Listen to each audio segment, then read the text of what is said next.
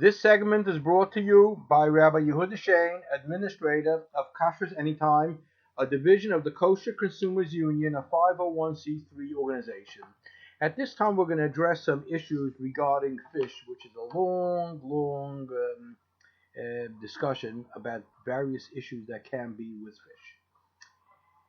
I was at a caterer and doing a wedding, and they took out a couple of cases of tilapia, which was made in China. We had the hashgacha over there of Hisachtas and the CRC and the OU. And I checked the date on the boxes, and it came out to be that they were doing this production in China first day of Pesach, which I told the caterer I can't use it, but it's very odd that basically that the Hisachtas should have a Meshgiach there on the first day of Pesach. So the caterer called up Hisachtas and asked them what's going on. So they got back to him and they told him that the government in China doesn't allow fishing in the lakes and other areas at all times of the year. They don't want to deplete the fish. So they basically had to just fudge the date so the government shouldn't know that. So the caterer went and called up the OU and asked them, are you aware that they're fudging dates when they're doing productions on the U? And the OU was kind of very upset about that. But that's another reason why the OU really should have their mashgiach. If their emblem is on there, you have your mashgiach. Don't worry if there's a hamish one or not. We don't have to rely on those type of hashgachas. You have your emblem there. You make sure that your hashgacha is there.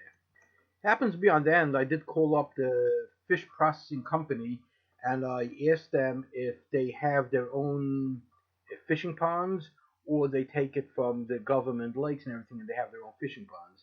So the whole story about them having to fudge a date really does not hold water.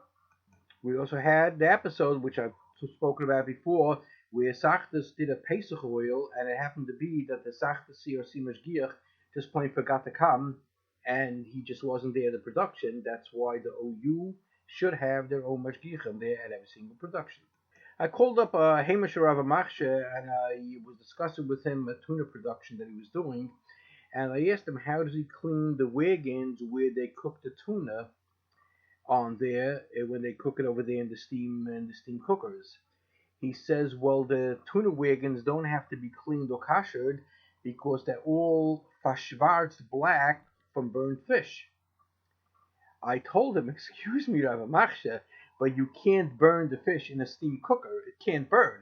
It's black layers of fish oil. That means you really didn't kasher it from any previous oils that it had, which was basically Bishul Akum at least Bishul Akum, but it may very well been from other fish, which basically was either unkosher or not approved, etc.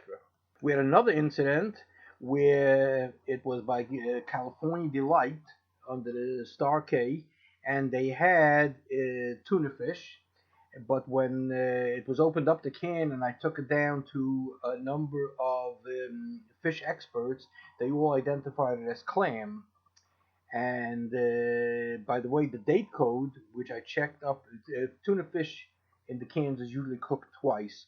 Once it's cooked as a whole fish, it's cooked by steam, and then it's put into cans. The loins are put into cans, and they're put in again to retort. So either way, it was cooked on Shabbos, either the first cook or the second cook, depending if the date code is a European date code or American date code. But that's what we have. That's one of the reasons we never use anything from California Delight. And California Delight, they also call themselves Cal Delight, buys also what's called Bright Pack. It means unlabeled goods, and then they put on their own label, which basically there was never mashgiach or anything else like it, even though they do label it later, but they really should have a mashgiach there because you don't know where they got it, and the hashgacha agencies that are giving to California Delight never want to bother in going into his computer and seeing if it jives with the hashgachas that you're giving. And that's the reason why California Delight will pick up basically, let's call it, the best hashgacha money can buy. We will be addressing many issues in the fish production, which basically is going to have to be over a few different sessions. But I'll just run through some of the things that we're going to address.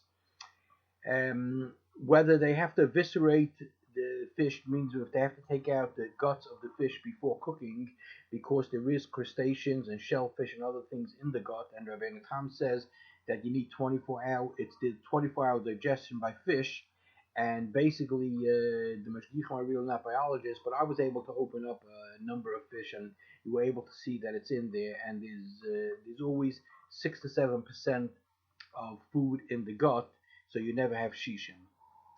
We're going to discuss also commercial fishing methods, which it does affect certain decashers, the long lining, purse seine, nets, etc. Then the question is there kavush when they bring up the fish and then they put it into the hold because of bycatch that comes along with the tuna or salmon or whatever else it is there issue of kavush? Sometimes they'll store it in ice, but many times they'll do it in very, very cold and salted ice water. Could that be a problem of kavush? We'll address that. Then you have by anchovies. There's also an issue of the bycatch by anchovies, and by anchovies is really a bigger issue because the main thing that they want by anchovies when they catch it is they make it into anchovy meal, and the oil is only considered a byproduct, and very often you don't have shishim.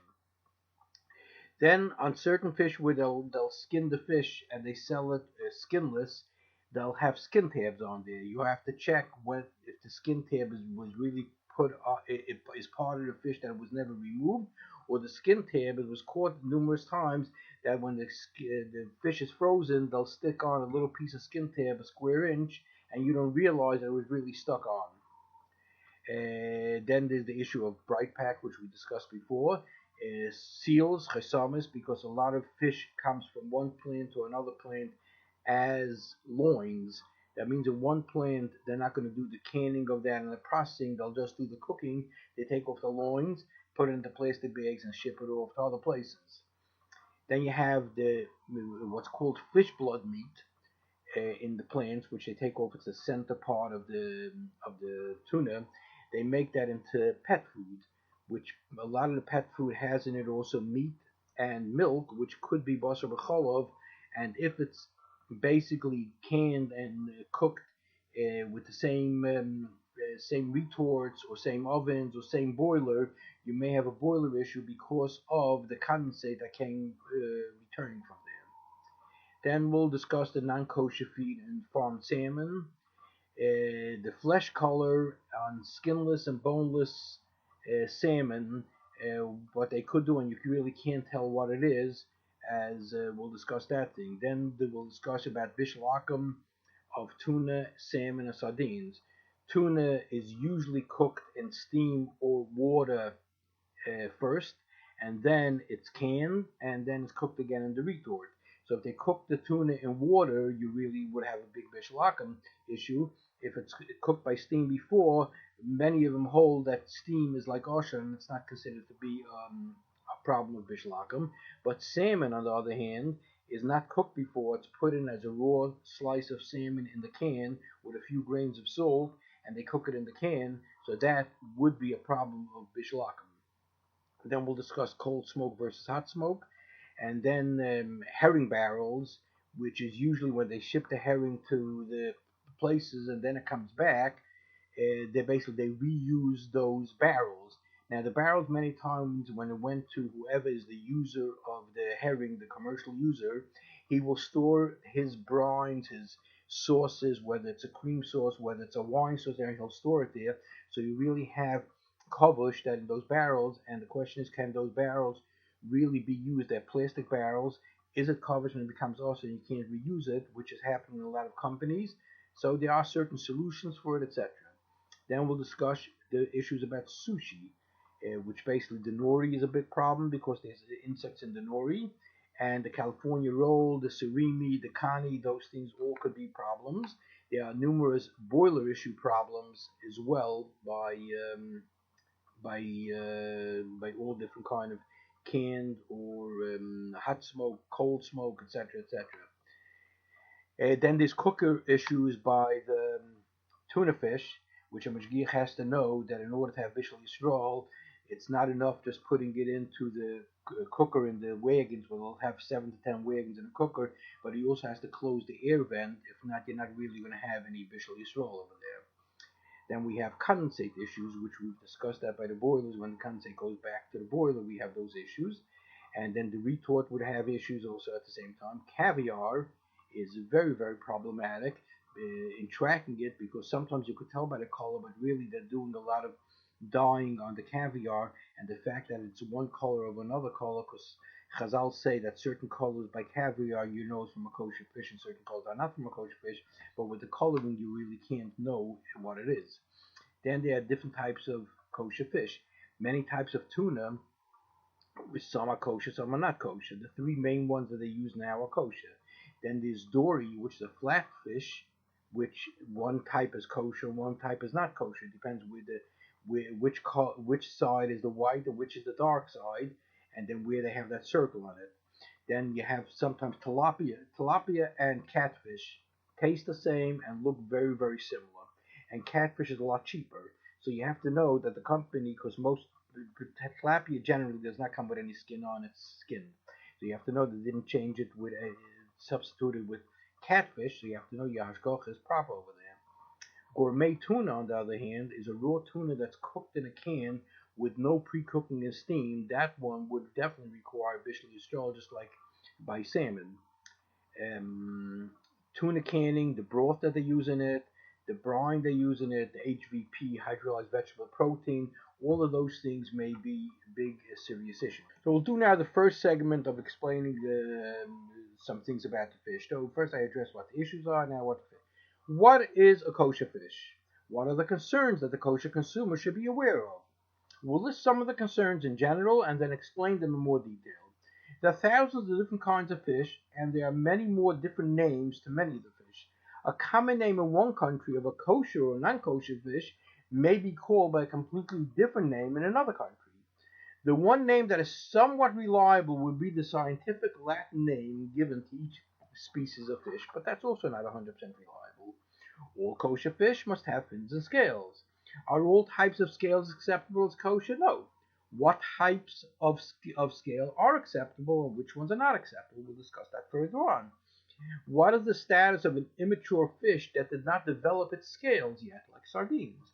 Or a fish that loses its scales at a certain stage in life or loses the scales when being removed from the water? Is the blood of fish permitted to the kosher consumer? Are the eggs, roe, and caviar of non-kosher fish permitted?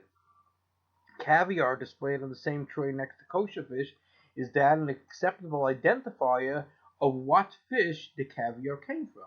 Is color or shape of fish eggs or caviar a reliable kosher indicator? Why is the diet of certain fish a concern to the kosher consumer? What is the kosher status of processed fish, filleted fish, canned, frozen, ground, sliced, paste?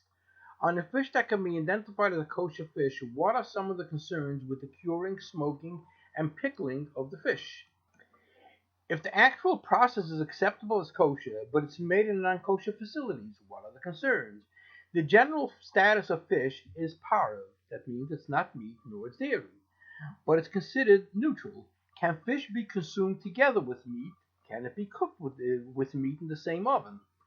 How about in clean meat utensils can it be cooked? Can fish be eaten with milk, cheese, or butter? Can fish be cooked in dairy utensils? How about being cooked in milk or butter? Can one purchase kosher fish in a store that sells non-kosher fish as well? What are the concerns? Should one buy fish from a religious owner only? Why? What are the concerns with a fish delivery? Do packaged fish salads or other fish items require properly sealed packages called chesamis? Does it have to have one or two? A kosher fish is one that originates and lives in water. A kosher fish must have scales and fins. The scales must be visible even without a microscope. The whole body of the fish does not have to be covered with scales. If the scales are only by the gills, fins, or tail, it's sufficient. The size, thickness, and shape of the scales are irrelevant. The scales usually are overlapping each other from head to tail. The scales and fins are laid from head to tail so the fish can swim forward. If you notice, when a fish swallows another fish, it's therefore always swallowed from head to the tail. The reason is, otherwise the fin and the scales will prevent it from being swallowed from the scale side. It'll get stuck in the fish's mouth. Bony protrusions on some fish are not considered scales. The scales must be able to be removed without ripping or damaging the attached skin.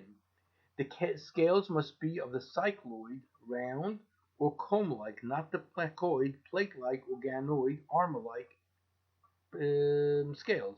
The kosher fish has other distinguishing characteristics. The shape of the head is more roundish and wider, while the non-kosher fish is more pointed and longer. The kosher fish has a spine, while non-kosher fish usually does not. The shapes of the tail and eggs are also different. We can nevertheless, for kosher purposes, rely on the presence of fins and only on the presence of fins and proper scales. An immature fish that has not yet developed its scales is still considered a kosher fish. A fish that has proper scales at one time, but as it matures or when it's removed from the water loses the scales, is still considered as a kosher fish. Kosher animals and fowl require slaughtering by a properly trained and authorized individual. Fish do not require any type of slaughtering. The blood of animals and fowl must be removed by proper salting or broiling by a properly trained individual. On the other hand, the blood of fish does not require any removal process and may be eaten with the fish. On the other hand, if the blood of the fish is gathered in a container, the blood may not be consumed unless it's recognizable as fish blood, such as you put in some scales in it, etc., so you know that that's what it is, that it's fish blood. Certain blemishes and infections may render an animal as non-kosher or foul, but fish do not have any restrictions in this regard. An animal fowl that died or was killed is not kosher, while a fish, even though it died on its own, will retain its kosher status.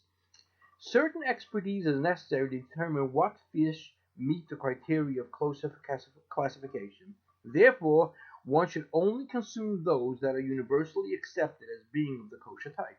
The swordfish, sturgeon, sharks, eels, and lumpfish are never kosher. Certain turbot, dory, or even some tunas may be of a non-kosher variety. The albacore, skipjack, and yellowfin are of the kosher variety. Shellfish, crustaceans, mammals such as eels, dolphins, and whales are not kosher. The dolphin fish, or other things to dolphin fish, the mahi-mahi, is a kosher fish. Swimming creatures such as seahorses, which is normally found also in nori, or squid or lobsters are not considered fish and are not kosher. We will continue further the segment on fish at another session. Thank you and kol tov.